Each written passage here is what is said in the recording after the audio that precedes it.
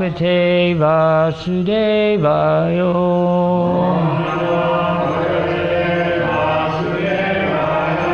So today's verse in the Srimad Bhagavatam, Canto 1, Chapter 7 is text 31, chapter entitled Punishment and Reward of Kali. Rajo Uvacha Na Te Gudakesa Yaso Dharanam Badanjale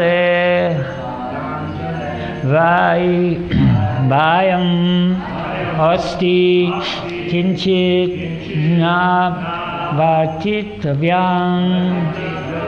Bhavata Katanchana Chetre Madhye Tvam Adharma Bandhu. Raja Uvacha, the king said, Na, not Te, your Gudakesha, Arjuna, Yasodharanam, of us who inherited the fame, Bada Anjali, one with folded hands, Bhai, certainly, Bhayam, fear, Asti, there is, Kinchit, even a slight, Na, neither, Vartitavyam, can be allowed to live, Bhavata, by you, Kanchana, by all means, Chetra, in the land, Medhye, in my kingdom, Tvam, you, Adharma Bandhu, the friend of your religion.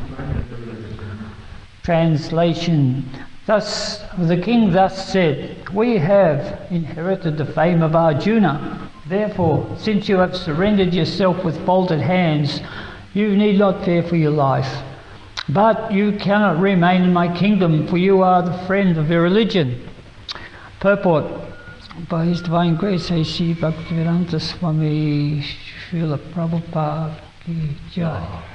Personality of Kali, who is the friend of all kinds of religiosities, may be excused if he surrenders, but in all circumstances he cannot be allowed to live as a citizen in any part of a welfare state.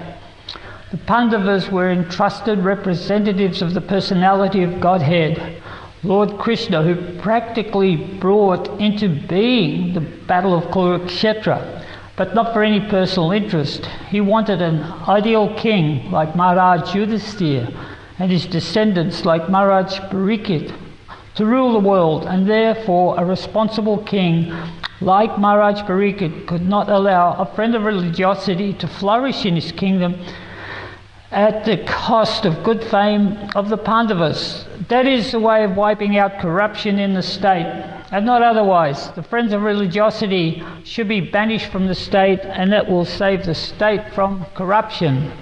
Agina Timarandasya Jananjana Salakya Chaksur Militam Yena Tasmai Shri Gurave Namaha Durgame Parimendasya Skalepate Gatirmuhu Svakripa Yustadanana Shantu Shantu Avalambanam. I'll just read the translation again. The king thus said, we have inherited the fame of Arjuna.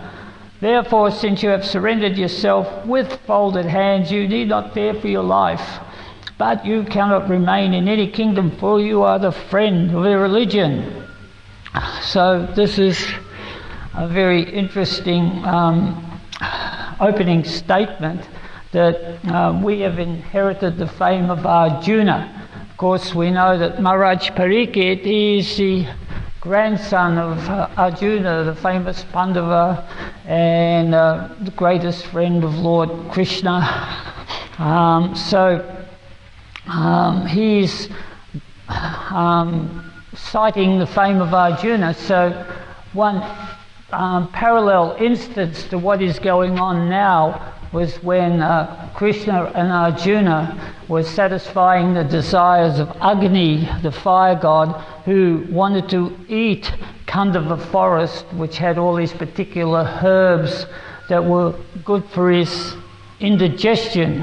And he got indigestion because he was swallowing too many swahas, too many fire sacrifices, and so therefore he's feeling a little bit like he needed these herbs. So he tried to burn this forest on many occasions, but always there was King Indra, who was the rain god, of course, king of all the rains, and as soon as he started to eat the forest, then King Indra would pour rain on and put the forest out.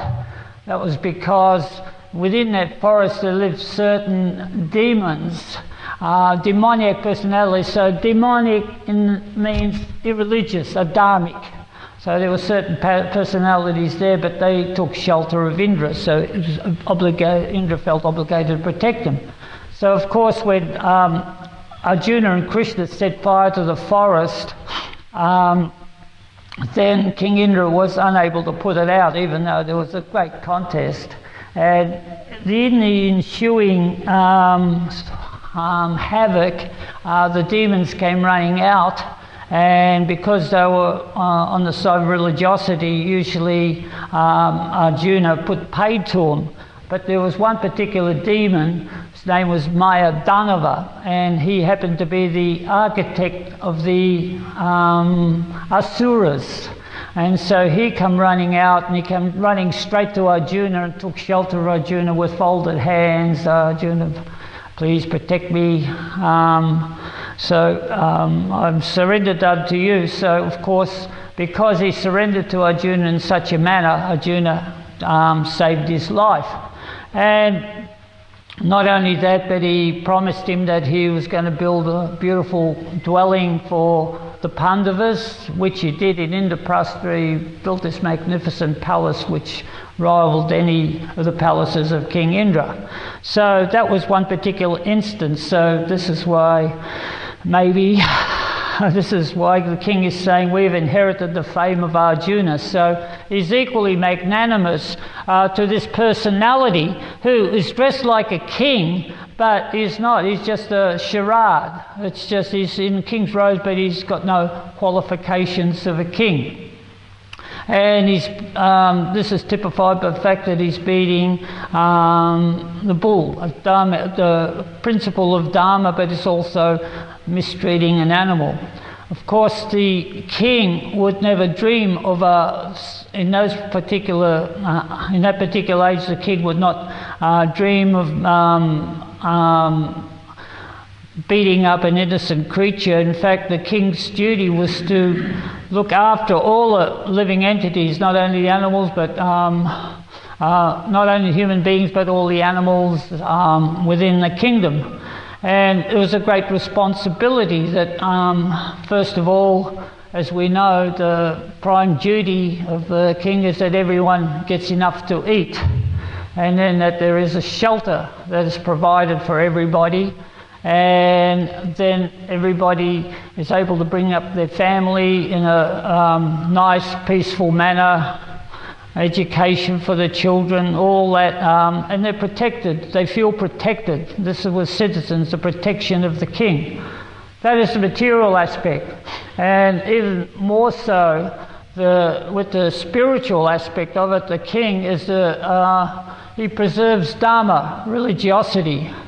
And we all know the Dharmic principles of religion are no intoxication, no gambling, no meat eating, and no illicit sex. So it is the duty of the king to uphold these Dharmic principles, and as a result that the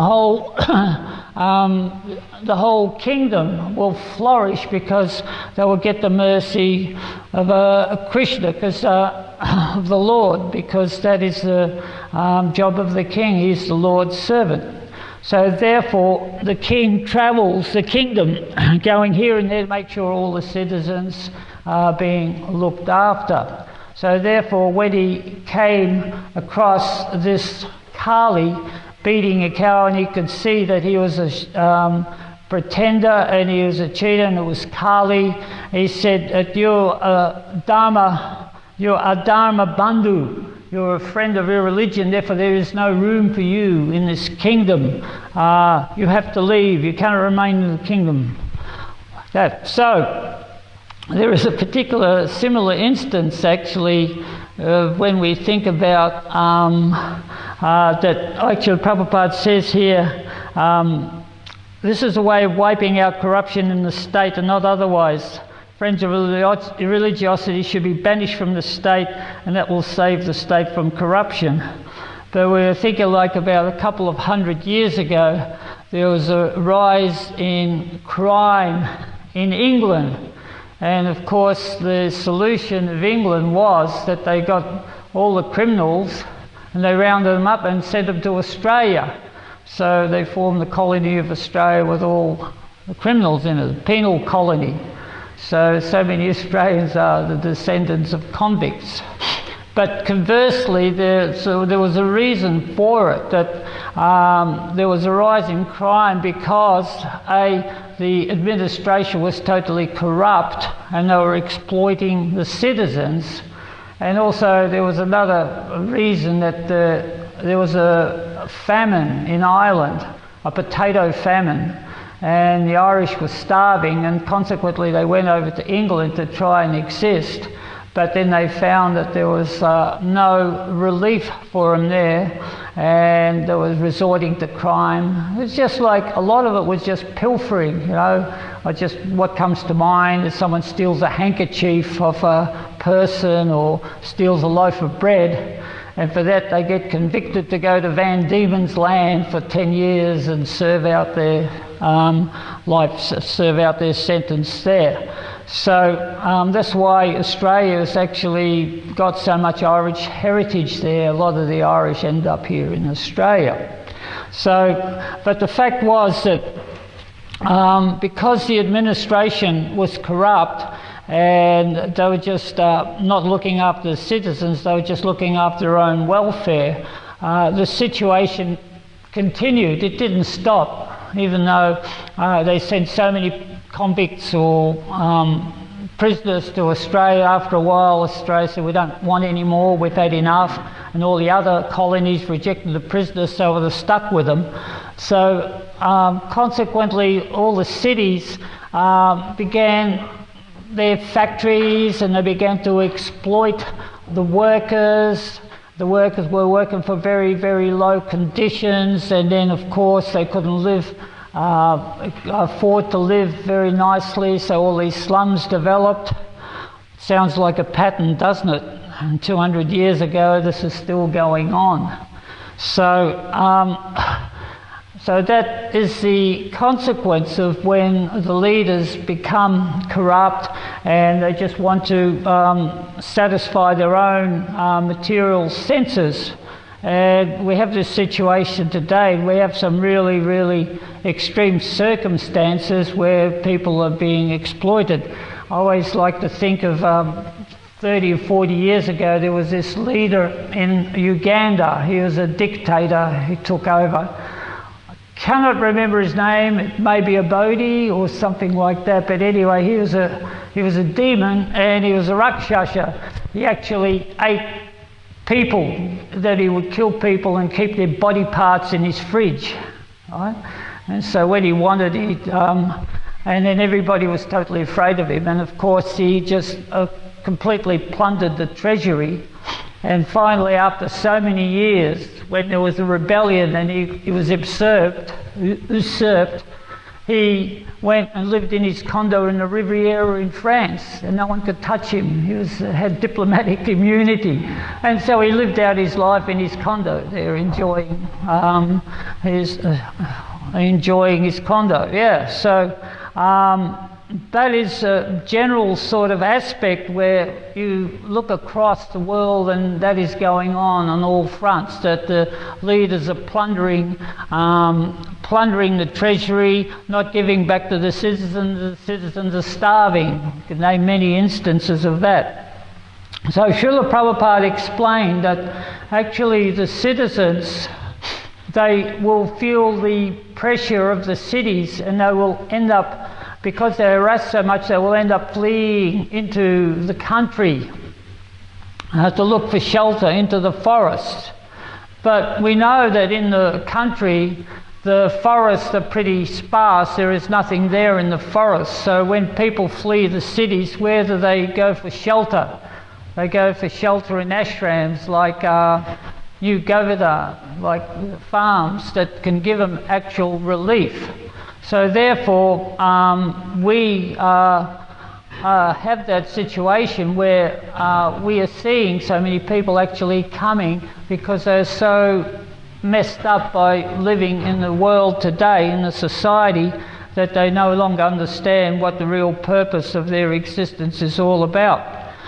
And from that point in time, Srila Prabhupada said that we must lay the groundwork, we till the soil in Krishna consciousness. So from within Krishna consciousness society, we can bring out the real leaders. We can train up real leaders who will come into the foreground and take over the management of society. So he mentioned the word, we must till the soil, till the ground. So that is very significant on New Govardhana, preparing the soil, because we know about the soil. First of all, we have to get rid of the trees, and then when we get rid of the trees and the stumps, then we have to go around, remove all the rocks, and then we have to plough the land, and usually the land is very, very hard. And then when we've ploughed the land, we lay a few seeds down, and then we sort of see the birds come along and eat the seeds. We plant more seeds, and then some bugs might come along like they did in the back paddock and just eat everything. But Srila Prabhupada says that we must be diligent and enthusiastic in our service, and in this way we will achieve success even in this lifetime. So therefore we have to just persevere. So this is a good lesson in tilling the soil. So we have first class instructions here where we can see practically how it is. So what we're looking for is an ideal king, a Vaishnav king, because a Vaishnav is a Bhakta, and Bhakta means that he is a part parcel of the Supreme Personality of God. He understands his situation, that Krishna is in control. Visavasya Savamidam. So that way, when a king or a leader is ruling the land, he understands first that everything belongs to Krishna. And so he acts in this manner that he distributes Krishna's wealth. It's not his wealth. And therefore the king sometimes, or leader, is understood to be as good as God. So that tradition is still there, just like in Thailand the king is worshipped, and he's worshipped like God. In Nepal, up to about 50 years ago, it used to be that way, that the king was worshipped like God. In Japan, the emperor. So that is the attitude of the people, because actually the king, he is distributing God's instructions. He is acting on God's instructions to look after the people. So as I said, not only are they looked after materially, but spiritually they're also making advancement. And for the king, that is very beneficial if it is like that, because the king, he gets 1/6 of the karma. So whether it's good karma or bad karma, so the king receives that. So you don't want bad karma, because that's massive karma that you have to wear for being a leader. You want the good karma. So therefore a good king, he doesn't tolerate anything bad within his society of people, that he only wants people to perform good things. Of course, it's all in this society today. We do not see that, because people, they're attached to their body, not only the leaders but the people also. I, me and mine. I am this body. What is the leader going to do for me, my body? How is he going to make me happy? So we can see the proliferation of the liquor stores, extending the hours, and all the other situations, the gambling houses, the butcher shops. So people steeped in irreligion, and of course this is where Kali thrives. Dharma Bandhu, he's the friend of irreligion. So all this is going on. How did it get to this situation? It got there through pardon me, the lack of compassion. That people have lost the compassion for everything. You can trace it back a little bit, a couple of thousand years ago, to Christianity, when the people who wrote the scriptures in that point in time depersonalized nature. It starts with nature. They depersonalized the trees and rocks, so they didn't have any soul. And then, of course, the animals, they had no soul. And so they were living like that, that animals, what's the religious edict, that animals, the man has dominion over the animals. So they misinterpret that. If they don't understand animals have a soul, then they could kill them and eat them. That's no problem. And then, of course, coming into this age now, because they have that lack of compassion, they're depersonalizing human beings. So we have all the scientific now, what the robot human beings, what's that called again? The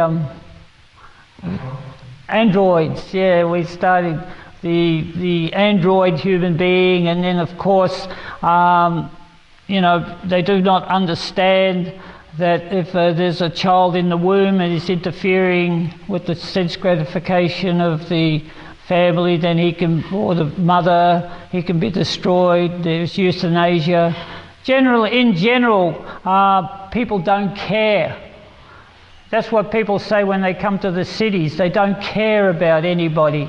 It's just this like impersonalism, cold impersonalism.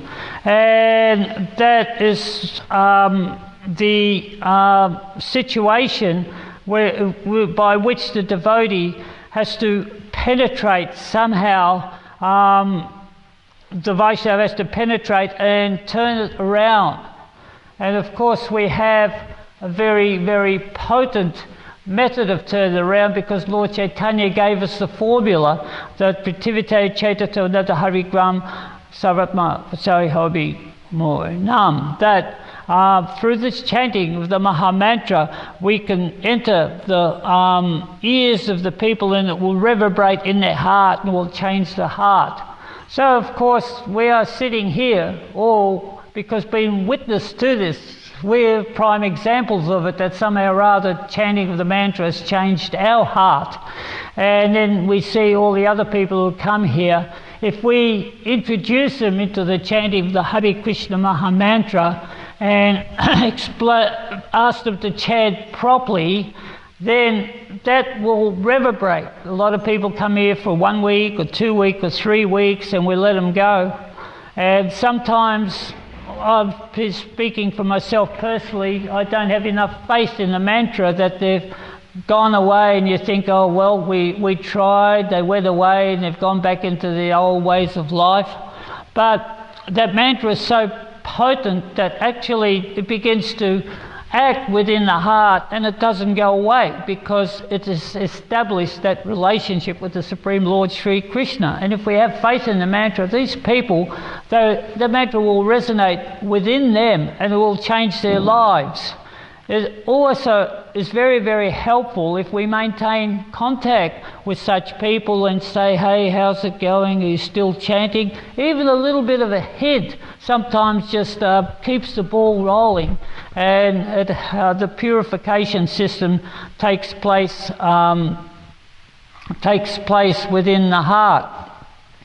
So even though we are like 5,000 years into Kali Yuga and all the religious principles seem to be remote as they were within, when King Parikshit rule the kingdom.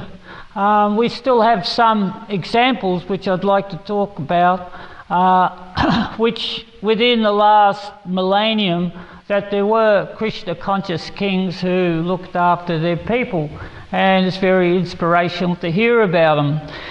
There was one particular instance that we all know about, King Pratiparudra, who swept the cart with his golden broom in Lord Chaitanya's time, and he attracted the attention of Chaitanya Mahaprabhu. Well, his father's name was Purushottam, and he also was the king of Rissa, and he was a great king, really Krishna conscious pious king, who also swept the streets with the golden broom every time the Rath Yatra ceremony took place in Jagannath Puri. And he offered everything to the Lord Jagannath. All his actions were for the benefit of the Lord Jagannath. And he actually became a very strong king, and he conquered a lot of kingdoms down to the south, and Orissa was a very powerful kingdom. So, one point in time, there was a king in the Kinship province. I think it's close to Orissa. There's no one locals there. He wanted to marry his daughter Padmavati to this particular king Purushottama. And first of all, he said, I want to know what this Purushottama is like. So he sent his minister down to Orissa to see what this king is like. So when the minister got there, he just happened to get there on the day of Rath Yatra. And he saw that the king was sweeping the street in front of Lord Jagannath. He didn't actually see it was a golden broom, he just saw the king and said, well, we saw the potential husband of your daughter, he was sweeping the street. And the king goes, what? He's a street sweeper? He can't marry my daughter? No way. So the message went back that the marriage was off. So Purushottama became, and he heard the reason, King Purushottama heard the reason that the king's daughter didn't want to marry a street sweeper. So he became very, very incensed by this, and he formed an army, got an army together, and he went to attack the king. And he took his army there, and he was defeated. And he was completely dismayed that he was defeated. He came back to Lord Jagannath and he said, my dear Lord, I did this for you to defend your honour, and I was defeated. Why? I cannot understand why this happened. And Lord Jagannath spoke to him, and he says, because you never asked me. You never told me you were going. You just went. You never told me. And the king profusely apologised and asked for direction. What shall I do now? He said, well, now that you asked me, take your army back and you can fight with him again and you'll be victorious. So once again, the king got his army together and went to the province to attack the king, to clarify his reputation. And on the way, you know this story? You do. On the way, he met this milkmaid.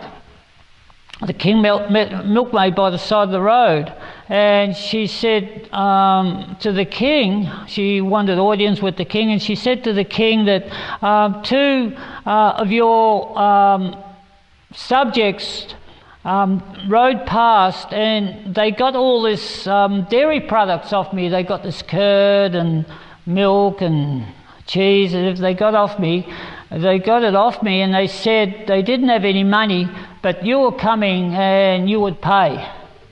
And they left they left the gift behind, an item behind, so when you saw it, you'd recognise what it was. So the king said, well, what is this item?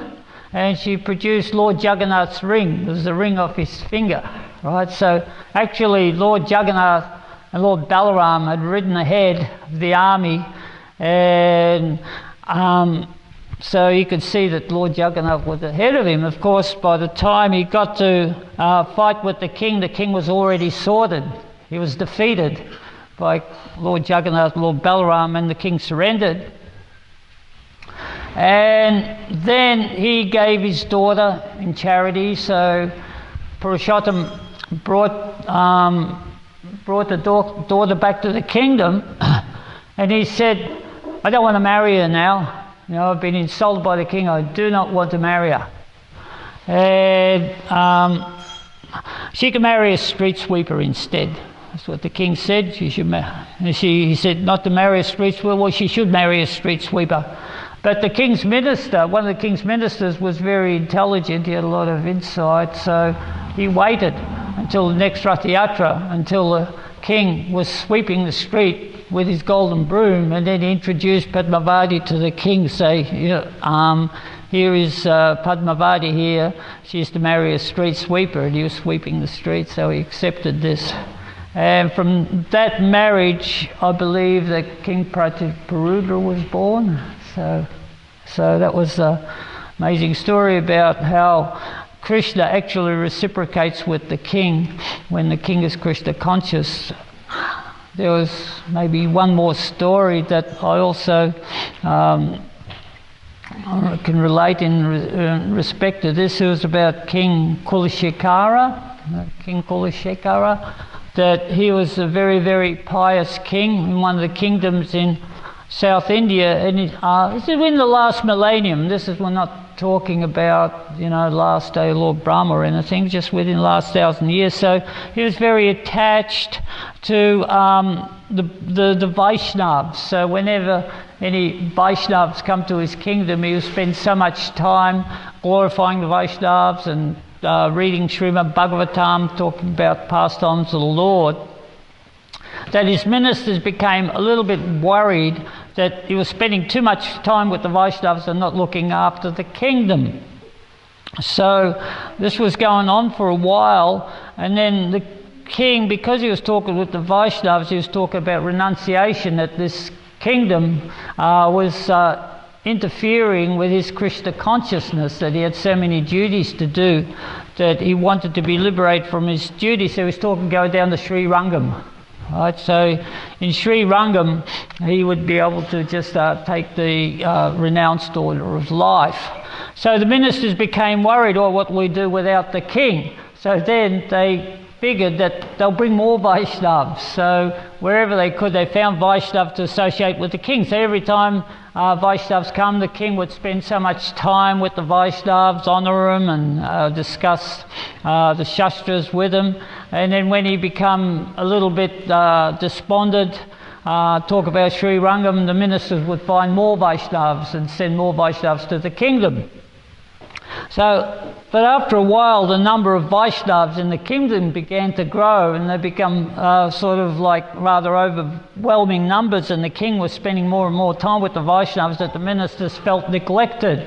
So they sort of reassessed their situation, and they thought, we'd better get rid of a few of these Vaishnavas. So they hatched a plot that they stole some expensive jewellery from the deity. Of course, the deity there was Sri Ram, and the king used to have a festival every day for the citizens, in the glorification of Sri Ram, a magnificent festival every day. So the citizens were in ecstasy. And then this expensive jewellery went missing. So the ministers blamed the Vaishnavas, they took it. But the king, he understood the situation, and he said, all right then, so we'll see what happens here. Bring me a box with a cobra in it, and if I put my finger in the box and the cobra bites me, then I'll know it was the Vaishnavas that took it. But if it doesn't bite me, then I know it wasn't the Vaishnavas, they're in the clear. So they did that. They brought a cobra, and the king put his finger in the box, and he didn't get bitten. So then, it wasn't a Vaishnava. So the ministers came forward and gave profuse apologies, explaining their situation and whatever. And the king could understand his situation, that he really was over it. All the intrigue within the palace, and it wasn't what he was wanting in his life at that point in time, so he resigned from his post and gave it to his son and went to the forest. Of course, we have the famous prayers of King Kulashekara: Krishna Tvadiya Padapankaja Punjarantam Ajaiva Vidatame Manasa Rajahamsa Prana Pranayo Samapite Kapapite Nanavatar Makaroj Bhavatam Kutaste. This is the most famous aphorism of his, that he said, "My dear Lord," I hope I can do justice in the translation, "My dear Lord, may the swan of my mind immediately dive towards your lotus feet, so I can clutch onto those lotus feet at this point in time while I still have my youth, because when I am old and my voice is filled with cough," that's sort of this GRRH, that's what the sound the throat makes when you're old, right? So how will it be possible for me to remember and chant your holy name? So it's a famous sloka.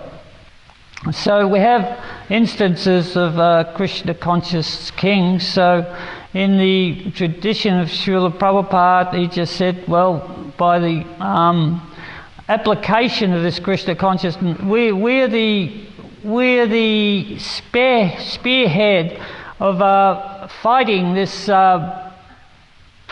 irreligion that is prevalent in this society, in this misguided. Prabhupada always talked about this misguided civilization, and the word corruption is mentioned here so many times. So by purifying ourselves from the contamination of this material energy and absorbing ourselves within this process of Krishna consciousness, we can come out and then we can instruct the people. And by the process of instructing other people, we become liberated too, in the same way as it is said, one of the examples of attaining the Supreme was Sukadeva Goswami and Parikshit Maharaj. So Sukadev was a perfect speaker. He spoke the Srimad Bhagavatam to Parikshit Maharaj, and Parikshit Maharaj was a perfect listener. So that is the ideal process which for us to emulate. Does anybody have any comment to make, or any questions, any corrections? Yes? So just confirming, when you said that the leader would take 1/6 of the karma, that's from everyone within their kingdom. That's right. The more the leader accepts the responsibility, the more of the direct karma he accepts. So it's said in the direction of the king, but we have the leaders. So there's always the leader, and then there's always advisors, and to the extent that the leader leads, then that karma is there. Doesn't say much to the leader who's got the world today, does it? Well, Srila Prabhupada once gave that example, that there was one of the leaders in India, his name was Nehru, and because of his leadership, he copped so much karma that he took birth possibly as a dog in Sweden. Like that.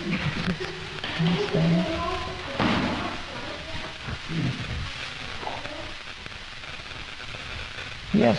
When you talk about society degrading and people leaving the city and coming to the farms, how much should we endeavour to change the leadership that exists, or should we Well, it's like what Prabhupada said, that we till the soil and the devotees will come through. So the natural leaders will come through. Just like we see, there is some sort of instance in America. There was one lady who sort of ran as a politician, and she was espousing Krishna conscious principles. The Prime Minister of India, to some degree, is also following the religious principles and influencing the Indian people. But we can understand that it doesn't sort of happen overnight, and even these politicians are limited by the situation that they're in. But they're making a difference. So I think we've got a lot of groundwork ahead of us to sort of do that. But Prabhupada said, who knows, that even your lifetime, maybe not my lifetime, but in your lifetime, these things will happen. It's up to the will of Krishna. Krishna can make anything happen like that, just like if he's on our side, then there's victory. So therefore we have to just be diligent in our process of devotional service, cooperate. Prabhupada always mentioned the word cooperation, and with this cooperation then we become very, very strong. It doesn't take much. I always see, if we want to take recourse to history, we can see that even in this last century that very small groups have taken over whole countries just because the whole country was fatigued, defeated, the leader had abdicated or something, and some small group, the most prolific one was in Vietnam, in Cambodia, the Khmer Rouge. There were just a bunch of communist students. They just walked in and took over. Chaos ensued, but there was nothing left. There was no resistance. They just took over. So Krishna consciousness, if we have a strong leader, then if he's conducting himself in the proper way with diplomacy and everything, he can be very, very influential. So it comes from the inside. Jai, thank you very much. All glories to Srila Prabhupada.